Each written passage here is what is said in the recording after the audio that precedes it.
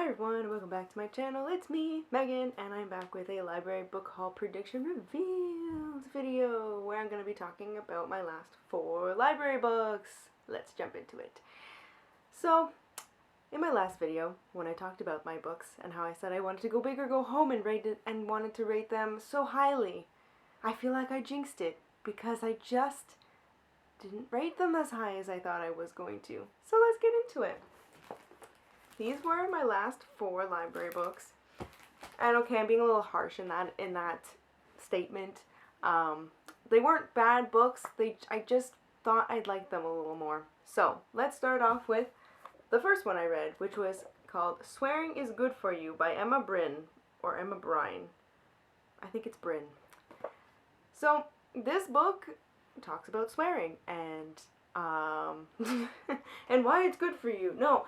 I thought it would be more like that. I thought it would talk more about, like, the history, maybe not so much the history of swearing, but, like, giving us reasons why it's good for us. And I feel like in some small sense, like, she kind of did that. Like, there were chapters where it was, like, talking about the nuances of swearing in other languages, why men and women swear, swearing in the workplace. Like, those were all, like, these concepts that she had that I'm like, I can understand how, like, in the contexts of those situations, I can see how it would be quote unquote good for you, but it didn't really talk about, like, psychologically if it's good for you or anything. There was a lot of brain talk, and it was interesting to find out, like, kind of like where swearing comes from in your brain, because it's a different part of your brain in regards to language. So I thought that was really interesting. She had a chapter about chimps and teaching them to swear and how they can swear in their own, like, sign language and, like, using bad language, and I thought that was, like, a complete, like, left field to everything else in this book. So I only ended up rating this 3 stars. It wasn't earth-shattering. It wasn't, I mean, it was still a good read, but I don't think I would say read this if you're looking to figure out why swearing is good for you, because I still don't really know. And the next books I picked up was Zara Hossein is Here by Sabina Khan. This book. I ended up rating this one 4 stars. So I think I had initially said that I was going to either rate this 4 or 5 stars, and this one was a 4-star read for me.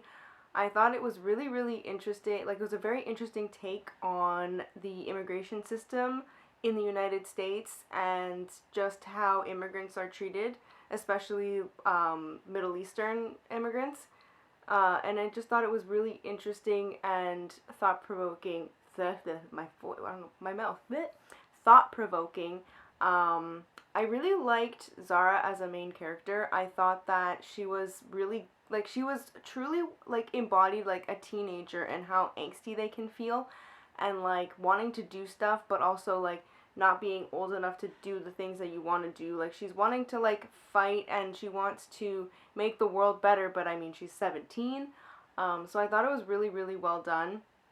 I mean, what kind of made this less of, like, more of a 4-star was that the antagonists, they didn't really grow much. They were very stereotypical. Like, they were, I was like, these feel like caricatures of like, like, I guess, white people. Because they didn't, like, nothing, they didn't grow. Like, she tried to make the one character better, and I was like, oh, okay, well, alright. So I thought, like, that maybe there'd be, like, a turning point, like, so the antagonist's father is the one who does all the damage, well, not all of it, but he does a lot of damage, but we never really see him. We just know that he shot someone, and I'm like, I would have liked more, I guess, like, contact with them or whatever, but, and, like, it's never really mentioned, and so I was like, oh, okay. But otherwise, I still think this was a really, really important and really good read. Oh, and the food descriptions in this were, like, I was like, I feel hungry all the time now because they were so good. And it's such a short book, too. It was so quick, so fast. Like, the chapters were really short. And I was, like, flying through it. But yeah, I highly recommend this one. And then my next book was Finding Edward by Sheila Murray. So this was longlisted for Canada Reads this year, and I rated this one 4 stars. So again, I really enjoyed a Canada Reads book. This one is basically about finding Edward. So our main character, Cyril, he has just moved from Jamaica to Toronto because he wants to better his life so that he can bring home money for his family. Like, he's just lost his mom, so he's got 2 younger siblings that he has to support. So he comes here thinking, or comes to Toronto thinking that he's gonna make, well, he makes more money and he can bring it back home. But meanwhile, he meets a lady who then introduces him to like this. She's like, oh, I found this thing, and she's like, I want to show you.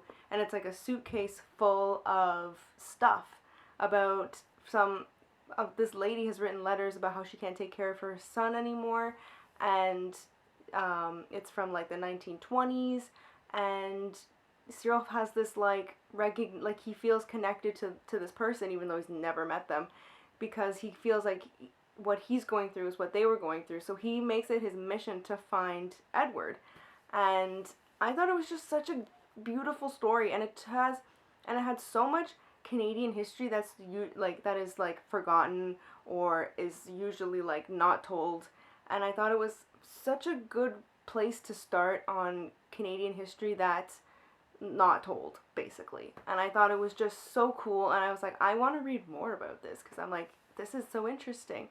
The plot's really slow, and it's literally just him, like I say, finding this guy, but it didn't need to be. And like the ending was also very like, I mean, people probably think it's very anticlimactic, but at the same time, I thought it really worked for the characters because like they were very soft in that sense where they didn't need to have a really big, oh my goodness, meet up kind of thing. Like the ending didn't need to be so grand because like the whole story wasn't grand. So it really felt like earned, and it felt proper. That's not the word I'm looking for, but it felt right for the story. So I really, really enjoyed this, and I highly recommend it.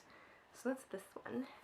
Then my last one was called Deceptions by Kelly Armstrong, and I really like this series. I mean, I love Kelly Armstrong's writing, and I really enjoyed her series.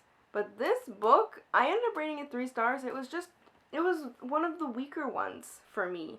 I don't know, like, I feel, it kind of got, like, second book syndrome where I feel like nothing really happened. We learned a little bit more about her parentage and why she is the way that she is, but I felt like there was just so much other stuff going on that didn't need to be going on.